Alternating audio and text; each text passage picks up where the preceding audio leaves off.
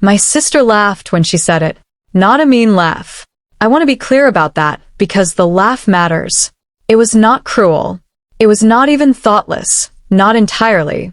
It was the kind of laugh that comes from someone who has held a version of you in their head for so long that they no longer check whether it still matches the original. The laugh of someone who believes they are being affectionate. The laugh of someone who does not realize what they are doing.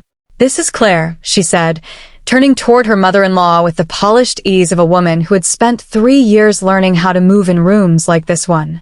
"She's just the quiet one in the family. Just the quiet one." The room was large. The dining room of a house that existed in a different economic atmosphere than anything I had grown up inside. Crystal chandelier. 14-seat table. Flower arrangements that had been delivered that morning and were still slightly too immaculate, the way expensive flowers always look when they haven't had time to breathe. The wallpaper was a shade of sage green that had probably been selected by someone whose entire professional identity consisted of selecting colors for other people's walls. 17 people in that room, all from my sister's husband's family, all comfortable in the particular way that old money makes people comfortable, which is without effort and without awareness that the comfort itself is something they inherited rather than built. And I was the quiet one. I smiled. I said it was a pleasure to meet everyone. I accepted a glass of wine I did not particularly want and moved toward the tall windows overlooking the garden and let the room arrange itself around me the way rooms like that always did. Easily. Without noticing, I had stepped aside. My sister, Catherine, continued moving through the gathering. She was good at this. Had always been good at it.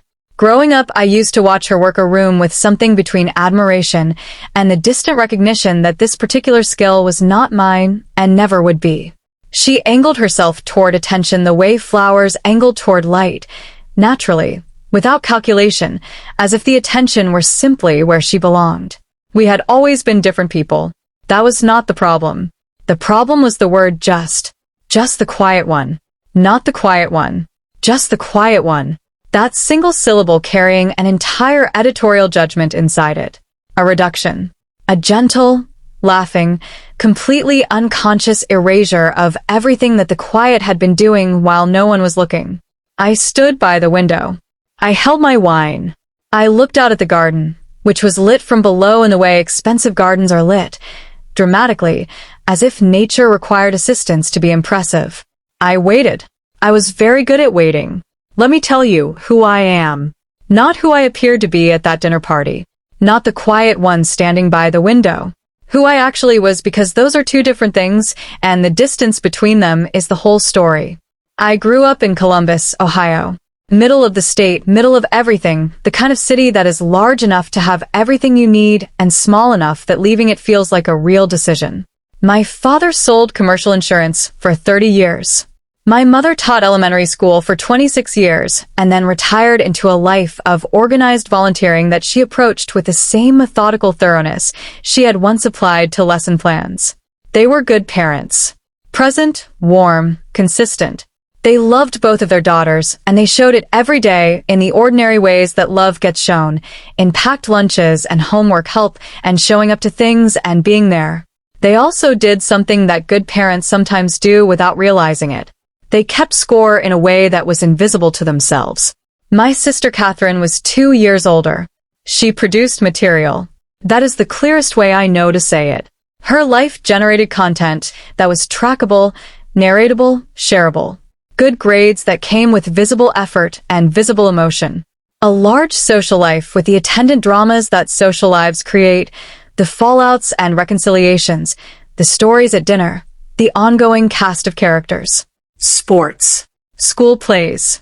Prom. The boyfriend at 16 and the other boyfriend at 17, and the heartbreak that my mother talked about gently for weeks. When Catherine succeeded at things, she succeeded in ways you could describe to your friends at work. When Catherine struggled, she struggled in ways that made people want to help. I was different from the beginning. My grades were as good as Catherine's, sometimes better, but I did not perform caring about them in a way that generated conversation. I did not have dramas. I had friends, but they were fewer and quieter, and our friendships did not produce stories. My interests ran toward things that my family had no particular framework for: history at the level of actual scholarship, foreign policy, the mechanics of how institutions worked and failed, languages that no one in my neighborhood had any practical reason to learn. By 16, I had taught myself functional Arabic.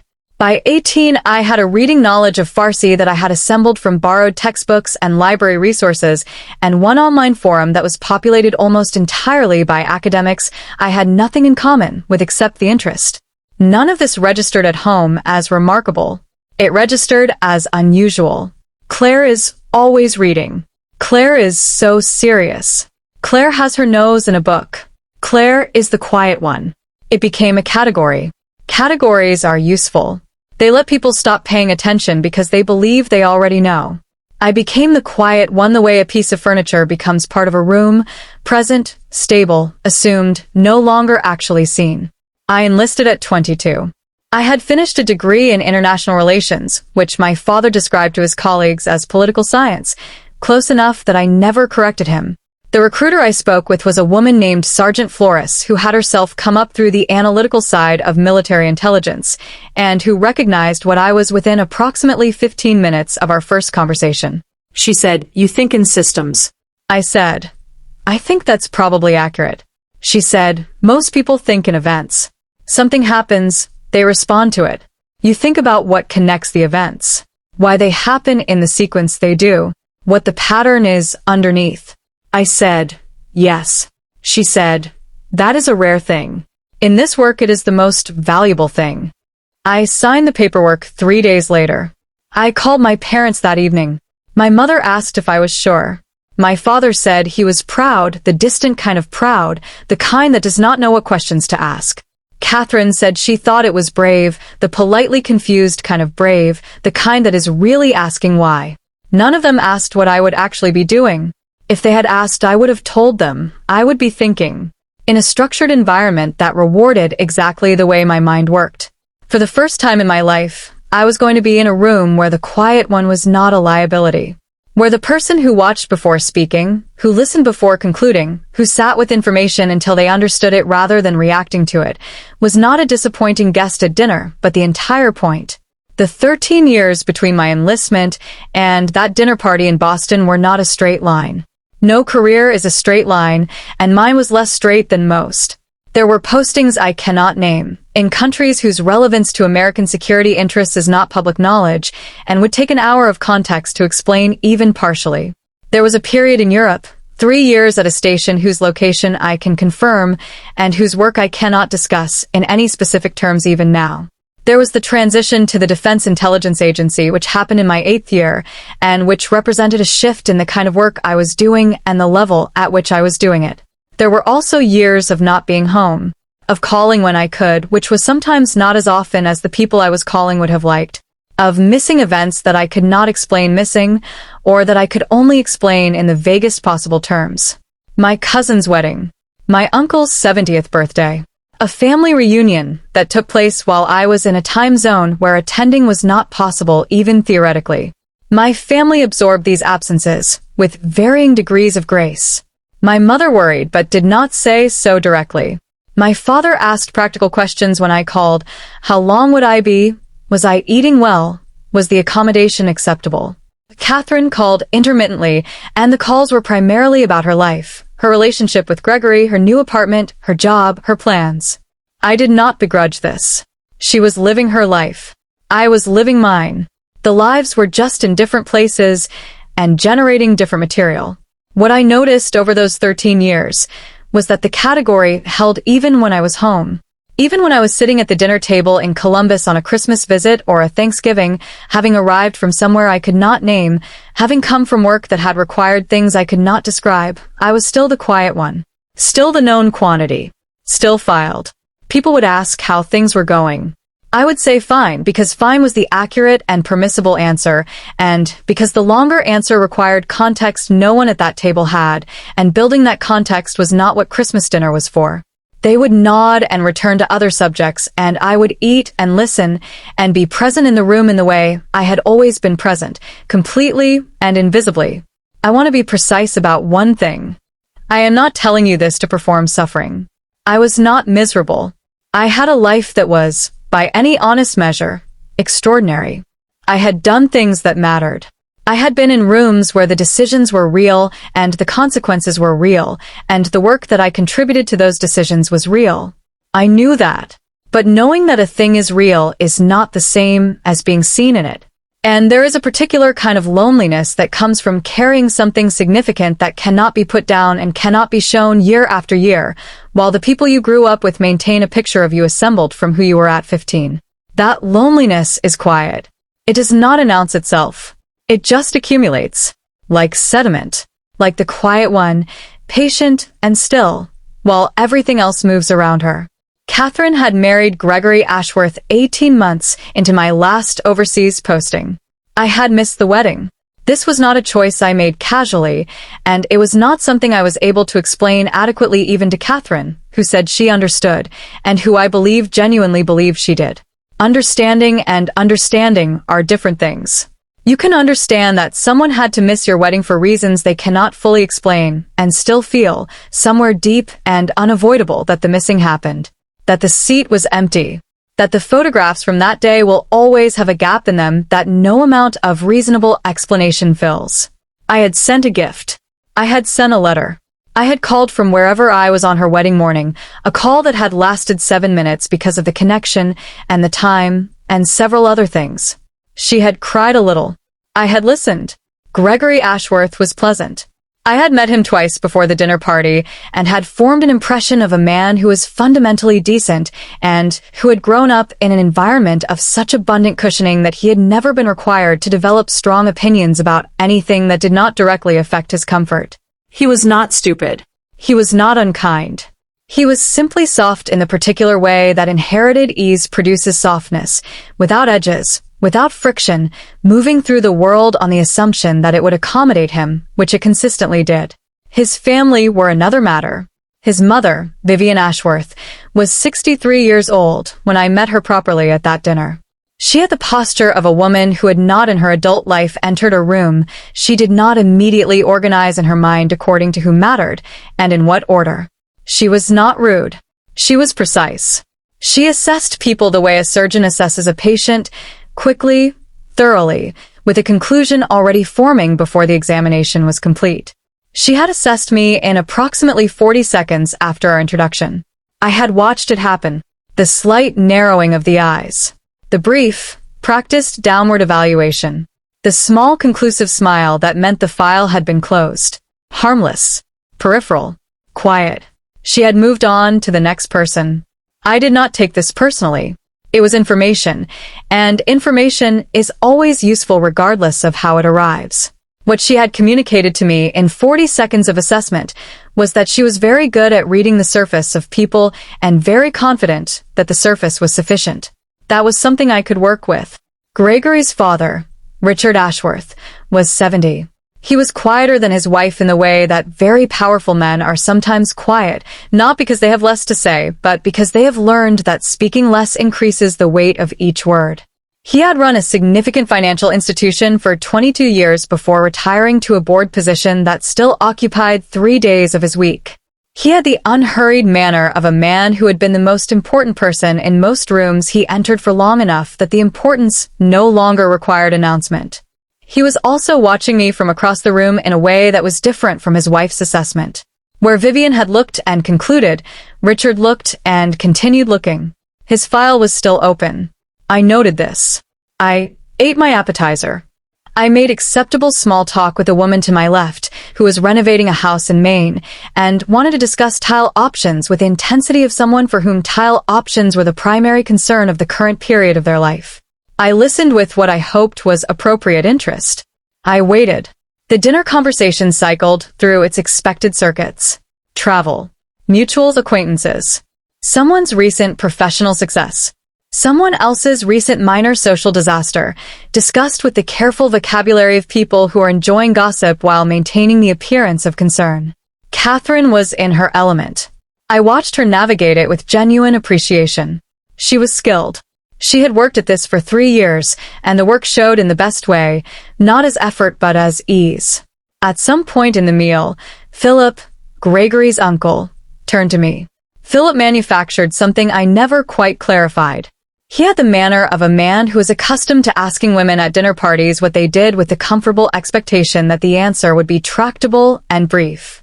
"So, Claire," he said, completing what was clearly a social obligation, "what is it you do?" There was one of those momentary room lulls that happen sometimes, where several parallel conversations pause at the same instant for no coordinated reason. In that lull, the question landed with slightly more audience than Philip had intended. I set down my fork. "I'm with the Department of Defense," I said. "Intelligence analysis, primarily. I spent 7 years at the DIA before moving to my current role."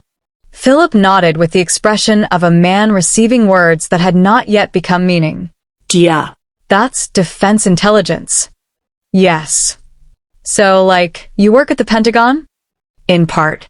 Some of the work happens there. Not all of it." "So, government research," he said. "Something like that," I said. It was not something like that.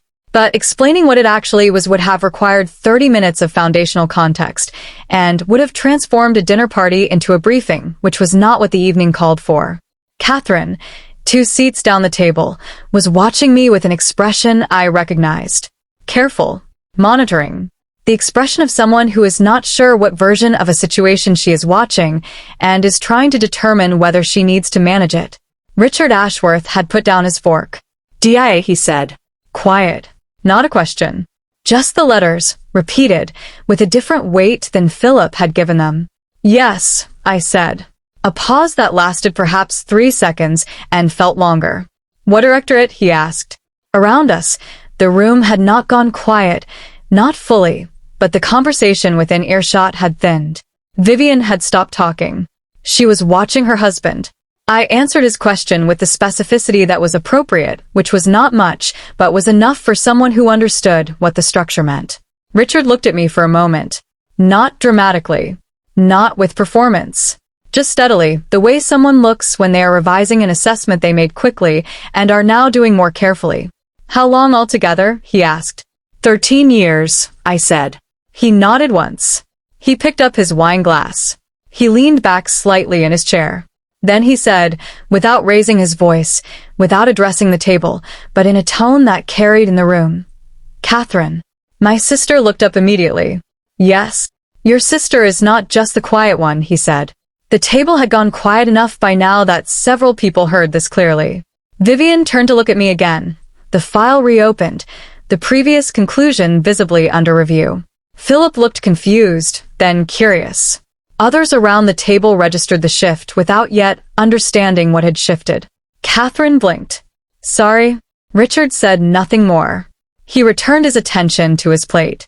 But the room had changed. Not dramatically. Not with a confrontation or a revelation or anything that would make a good scene in a film. Just quietly, the way important things usually change. A baseline assumption had been dislodged and something else was beginning, cautiously, to take its place. After dinner, the gathering moved to a sitting room with tall windows. The garden outside was lit in that extravagant downward way. Someone opened a second bottle of wine. Conversations relaxed into the loose, comfortable shape that expensive evenings take when the performance of the meal is over. Richard Ashworth found a chair near the fireplace. He let the room settle around him for a few minutes. Then he looked across the room at me and made a small gesture, the minimal movement of a man who is accustomed to being understood with minimal signals. I crossed the room and sat in the chair across from him. He was not a man who made small talk when a real conversation was available. I had known men like him before. Not many, but enough. Men who had spent their careers in rooms where precision was the only acceptable currency and where vagueness was a form of disrespect. They had a particular quality of attention that was different from ordinary attention, focused, patient, genuinely interested in accuracy. "What can you tell me?" he said. "And what can't you?" "Most of it I can't tell you, in any specific sense," I said. "I can describe the general shape of the work without the content." "Try the general shape," he said. For the next 25 minutes, I described intelligence analysis in the terms I would use for a serious civilian who genuinely wanted to understand rather than be impressed. The process of synthesis. The relationship between raw information and finished analysis. How that analysis moved through institutions and influenced decisions. The difference between what people imagined intelligence work involved and what it actually involved, which was substantially more reading and substantially less action than the popular imagination preferred. He listened without interrupting. His questions, when they came, were two and both were good. The kind of questions that indicated familiarity with how government institutions actually functioned at levels above the public-facing surface. When I finished, he was quiet for a moment. Then he said, "My younger brother was Army. He died in 1983. "I'm sorry," I said. He nodded. He was the clearest thinker in our family, by a significant margin. He could see through things that took other people weeks to understand situations that other people never got to at all. He paused. Nobody outside the military ever really understood what he did. They knew he was in the Army. That was the category. That was enough for them. I looked at him. "Just," he said. The word alone, with its full weight inside it. Across the sitting room, Vivian was talking to someone but watching us. Catherine was also watching us. Their expressions were different from each other's. Vivian's was the expression of a woman revising a significant calculation. Catherine's was something harder to read. Surprise, maybe. Or the specific discomfort of seeing someone you thought you knew turn out to be larger than the space you had assigned them. "You should come to more of these gatherings," Richard said. He said it simply, as a statement of something concluded. "I appreciate that," I said. He stood up, not effortfully, but with the directness of a man implementing a decision. He extended his hand. I shook it. "It was a genuine pleasure," he said. He meant it. That was clear. Then he crossed the room to his wife and said something quietly that I could not hear. Whatever he said, it changed her posture. She looked at me a third time. The file she had closed in 40 seconds at the beginning of the evening and reopened once during dinner was now being examined with entirely different attention. I turned back to the window. Outside, the garden lights held the darkness at bay in their expensive, theatrical way. I had been patient for 13 years. I could be patient a little longer. The moment that shifted everything more visibly happened later, when the gathering had contracted to 7 or 8 people and the conversation had loosened into the comfortable casualness of late evenings.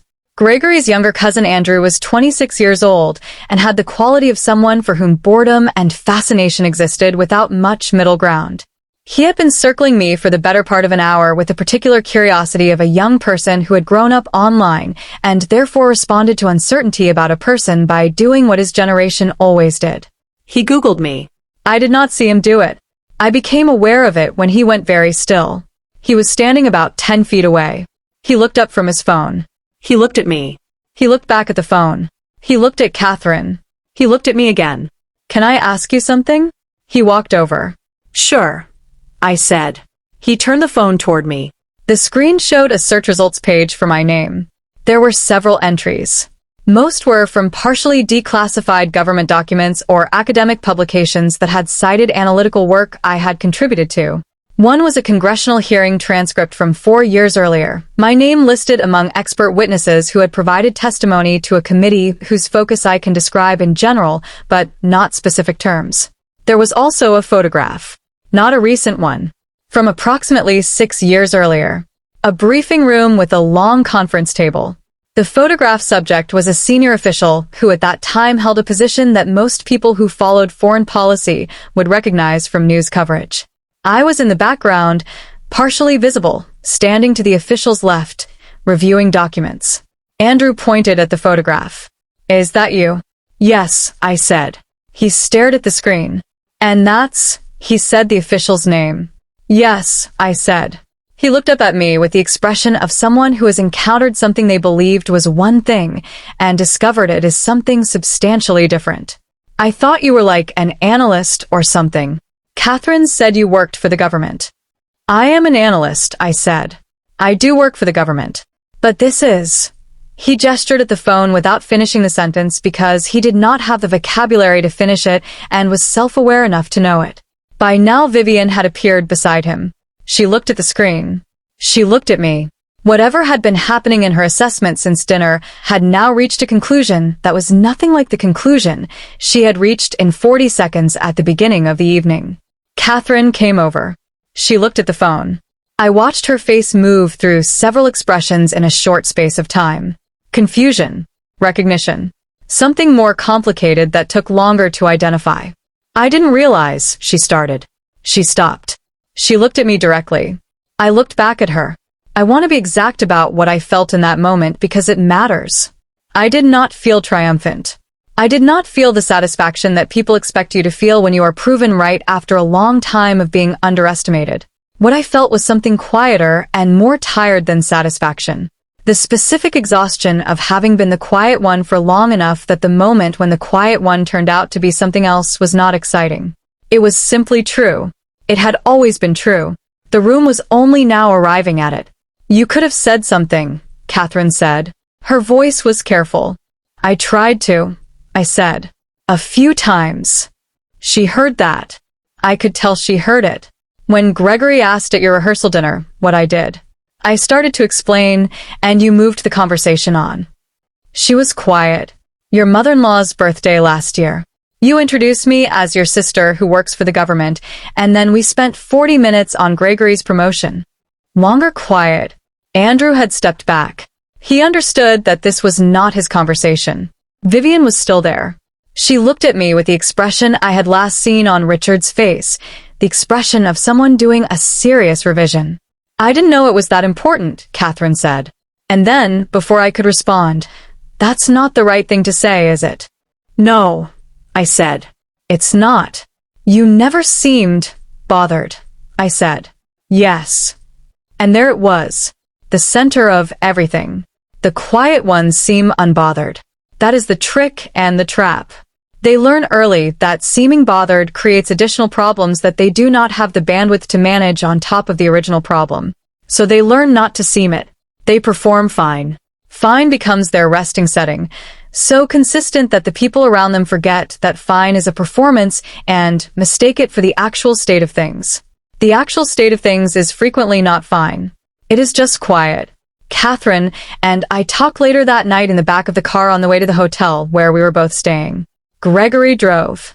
He was silent in the front seat with the tact of a man who understood the conversation in the back seat was not his. You should have fought harder, she said, to make us know. I tried for a while, I said. And then I got tired of trying. What does that mean? It means that at some point, a person stops repeating themselves. Not because they gave up, because they decided that if the people who were supposed to know them wanted to know them, they would ask. And if they didn't ask, that was information too. She was quiet for a long time. I told her then, not the classified material, never that, but the shape of the work, the 13 years, the postings and what they required, the hours and what they cost, the rooms and what happened in them, the decisions and what they depended on. The evaluations that used words like exceptional and rare, and which I had read without particular ceremony because by that point in my career, they described something I already knew about myself through the work itself, not through being told. I told her about the congressional testimony, about sitting before a committee for 3 hours and answering questions in the particular vocabulary of someone who knows which words are permitted and which are not, and who has learned to be precise within those constraints. I told her about a morning, about 4 years into my time at the agency, when I had been part of a process that contributed to a decision that I cannot describe specifically but that I can say mattered, in the way that things matter when they prevent bad things from happening that nobody outside a small number of people will ever know or prevent it. I told her about the photograph, about that briefing, about standing in that room. She listened without interrupting. Gregory listened from the front seat, probably not intending to, but unable to avoid it. When I stopped, we were almost at the hotel. Why didn't you just tell us all of this years ago? She asked. I looked out the window at the Boston streetlights. Because I wanted people who loved me to be curious about me. Not because I'd proven something. Just because they wanted to know. She reached over in the dark and took my hand.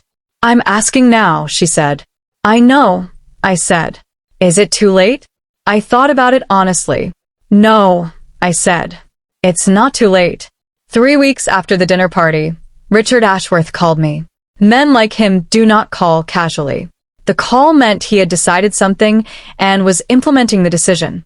He told me about a national security policy foundation whose board he sat on.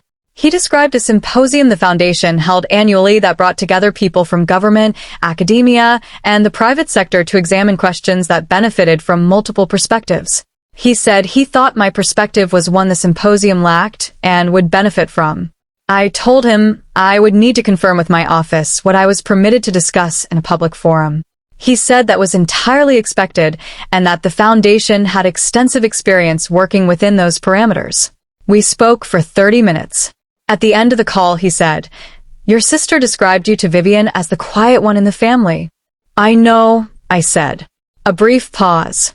"Vivian asked me to tell you that she does not think that is the right description." "What does she think is right?" She said patient.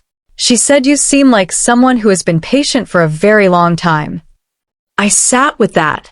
In my apartment in Virginia, in the afternoon light coming through the window, I sat with the word patient and turned it over. "That's probably accurate," I said. "She's rarely wrong about people," he said. There was something in his voice that might have been an apology.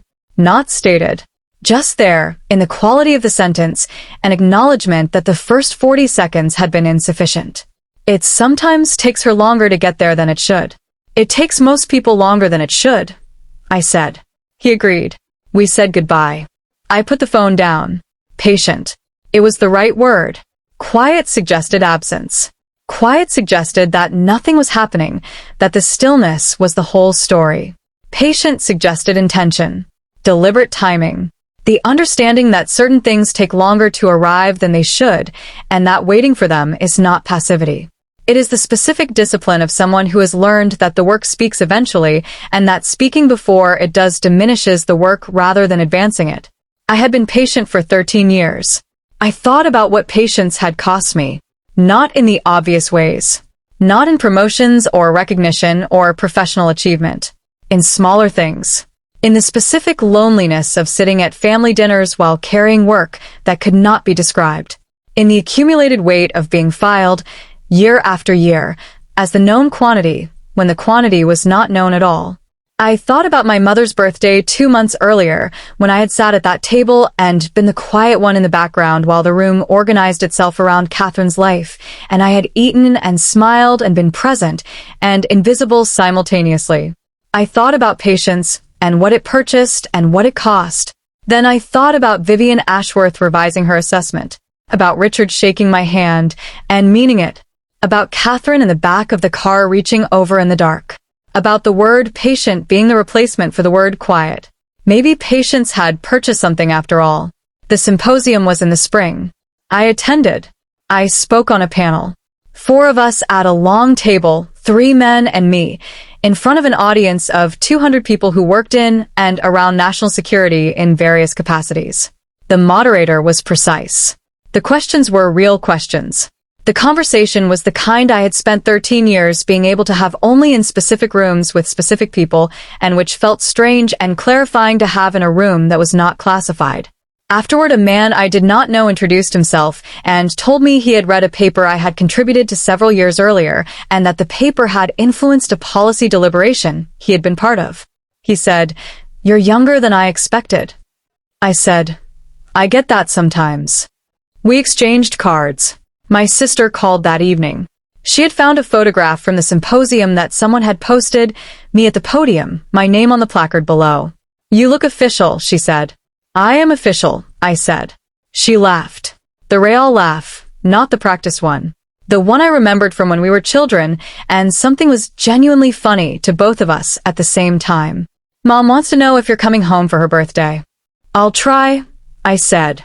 "She'll talk about it for a week if you do." "Good," I said. "Let her." We talked for another hour. Nothing important. Her renovation. A book she was reading. A trip our parents had taken and gotten lightly lost on. The ordinary texture of lives being lived. It was the best phone call we had had in longer than I could measure. If you are the quiet one, I want to say something to you before I finish. The quiet is not a description of your capacity. It is a description of your style in a world that was not built to recognize your style as valuable. It is what happened when the people around you were rewarded for being loud, and you were not punished for being quiet. Not exactly, just not seen. And invisibility is its own kind of punishment. The slow, accumulating kind. The kind that you can spend years not fully naming, because naming it would require admitting how much it costs. It costs more than people think. The quiet ones learn early that their presence will not be assumed. That attention is a limited resource, and someone else always appears to need more of it. They learn to be self-sufficient not from preference, but because the alternative is to become a burden, and the burden will not be received well. They build things alone, because they have to. They carry things alone, because they have to. They perform fine because performing fine keeps the machinery running, and because the alternative is a conversation that requires the other person to have more bandwidth than they have demonstrated they possess. And they accumulate years. Real years. Full years. Years in which significant things are happening even though no one in the rooms they grew up in is watching. Then sometimes they end up at a dinner party. And someone who loves them introduces them with the word just. And the room makes a 40-second assessment and closes the file. And the quiet one stands by the window with a glass of wine and waits. Not from passivity. Not from having nothing to say. From the earned knowledge that the work speaks when the work is ready to speak. From the patience that 13 years of doing real things in real rooms creates in a person. From the understanding that the room always catches up eventually. You just have to outlast the assessment. And here is what I want you to hear. If the room never catches up, that is not a reflection of what you built. The work was real whether anyone looked at it or not. The years were real. The thing you are is real, and it does not require the room's acknowledgement to be true. But I also want to say this. You are allowed to let people see it. You do not have to manage the distance forever. You are allowed to answer the question with a full answer. You are allowed to take up the space that your actual life fills. You are allowed to be known.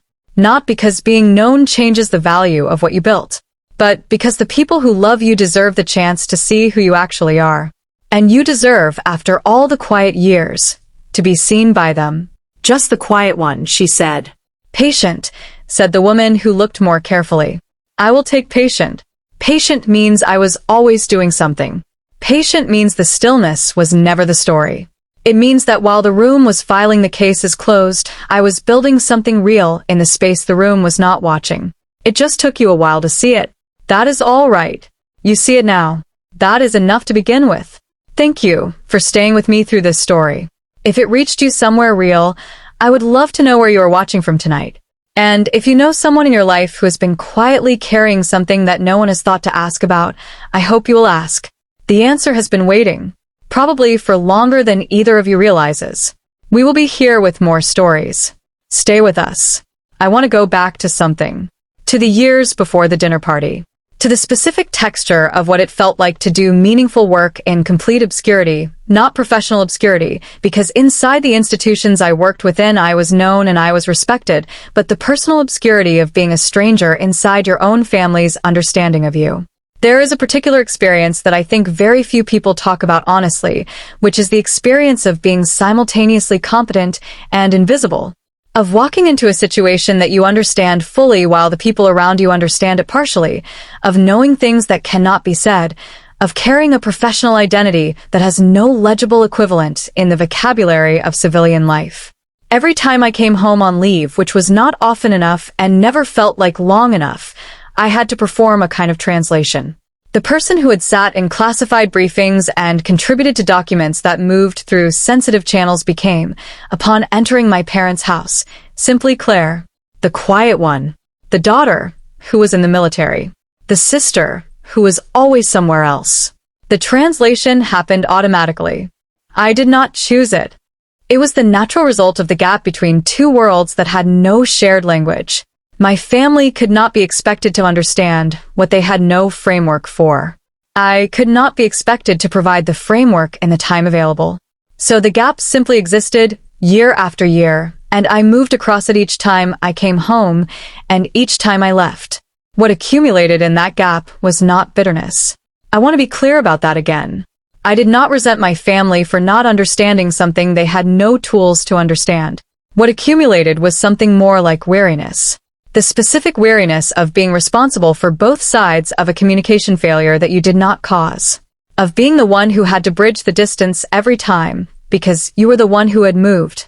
I thought about this often during the years at the DIA.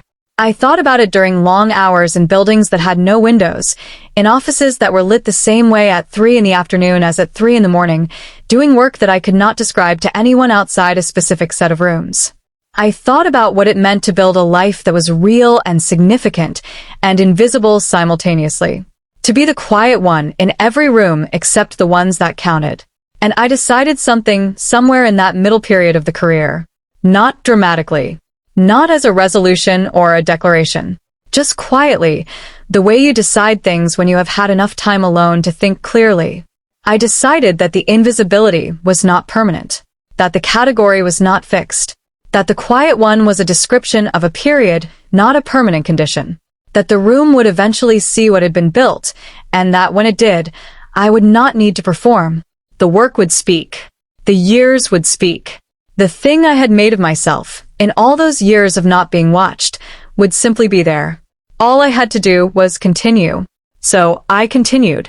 There was a moment, about 2 years before the dinner party, that I did not tell Catherine about in the car that night. I am telling it now because I think it matters. I was back in Washington after an extended period abroad. The details of the period are not available for this account. What I can tell you is that it had been demanding in ways that are hard to quantify without the context, and that when it was over I had approximately 2 weeks before my next assignment during which I had nothing required of me for the first time in over a year. I flew home to Columbus.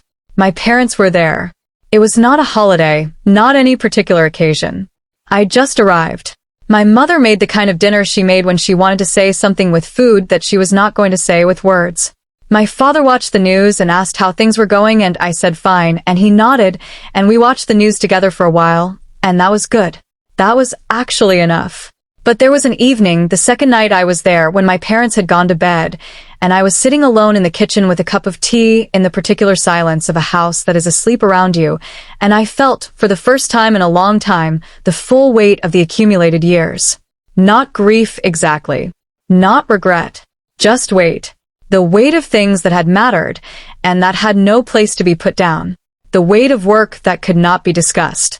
The weight of years of being fine, of performing fine, of being the quiet one who did not require attention or effort or the particular kind of love that gets expressed through asking. I sat with that weight for a long time. Then I did something I had not done since I was a child. I got out a piece of paper and wrote a list. Not a list of grievances. Not a list of things I wished had been different. Just a list of what I had done. In 13 years. The places. The work. The things that had mattered, and that I knew had mattered even though I could not say them aloud, and even though the kitchen I was sitting in had no access to that knowledge. It was a long list. When I was done, I read it once. Then I folded it up and put it in my pocket, and went to bed. I still have that piece of paper. I do not need to look at it anymore. But I kept it because that night in the kitchen was the night I understood something that I had been learning for years without fully articulating. The work does not need an audience to be real. The years do not need to be witnessed to count. The quiet one is not defined by what the room sees or does not see. She is defined by what she has actually done in the time the room was not looking. And that list was long. The last thing I want to tell you is about a phone call I made to Catherine about 6 months after the symposium. Not because something dramatic had happened. Nothing dramatic had happened. Everything was just continuing in the way that lives continue, steadily, without ceremony, one ordinary day after another. I called because I wanted to. That sounds simple, and it was simple, and simplicity is underrated. She answered on the second ring. She sounded surprised in the way she still sometimes sounded surprised when I called without a specific reason, as if the habit of my absence was still the default, and a phone call for no reason was still unexpected. "Everything okay?" she said. "Yes," I said. "I just wanted to talk." A brief pause. Then, "Okay." We talked for an hour and 40 minutes. About her renovation, and my work week, and a film she had seen, and something our mother had said that made us both laugh, and a memory from childhood that neither of us had thought about in years, and that turned out to be slightly different in each of our recollections in interesting ways. At the end of the call, before we said goodbye, she said, "I've been thinking about what you said. In the car that night." "Which part?" I said. "About wanting people who loved you to be curious. Not because you proved something. Just because they wanted to know." I waited. I'm curious, she said. I want to know. Not because of the photograph or Richard or any of that. Just because you're my sister and I want to actually know you. I sat with that for a moment. That's all I ever wanted, I said. I know, she said. I know it too late. Not too late, I said. Just later than it should have been. We said goodbye. I put the phone down. Outside my window in Virginia, the evening was coming in slowly, the way evenings come in when you have time to watch them. The light was changing on the wall. The room was quiet. I was the quiet one. I had always been the quiet one. But quiet, it turns out, is not a limitation. It is a practice. A form of patience. A way of doing the work without needing the work to announce itself. A way of being real without needing the room to confirm it. The room confirms it eventually. You just have to have been doing something worth confirming. I had been. And now the room knew. That was enough.